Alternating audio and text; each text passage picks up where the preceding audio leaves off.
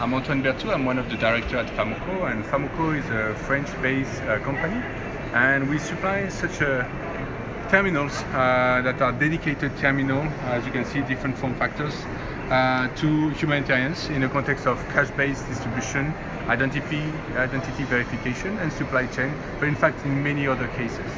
So here is an example, for instance, of the way we do for organizations like the World Food Program, for instance, where organizations more and more rely on local economy to support them in the distribution of food and non-food items or food-related items. So they can leave those kind of terminals without the risk of seeing those terminals being jeopardized or used in a different way that they should be using for. So here I show you how it works.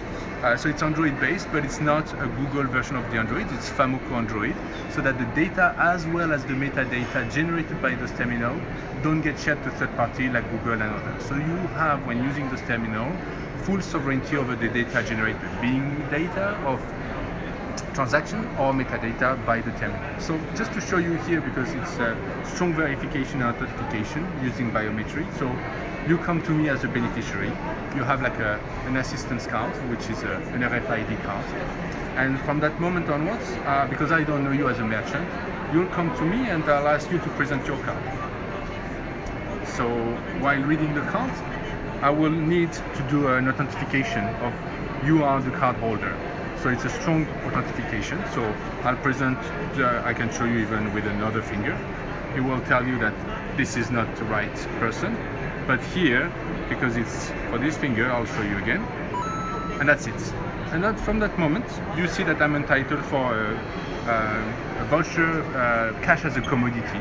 So this is cash. I can be in a bank, for instance, and get from the bank cashier here 10 USD, for instance.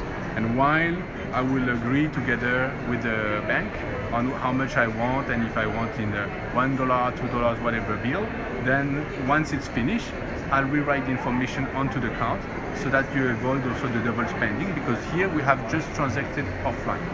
And this is also the power of this solution, because all the very bank grade level transactions are all signed. So once the terminal gets back online, you can push that information onto a server and finalize the transaction after you have served the beneficiary offline. Thank you very much.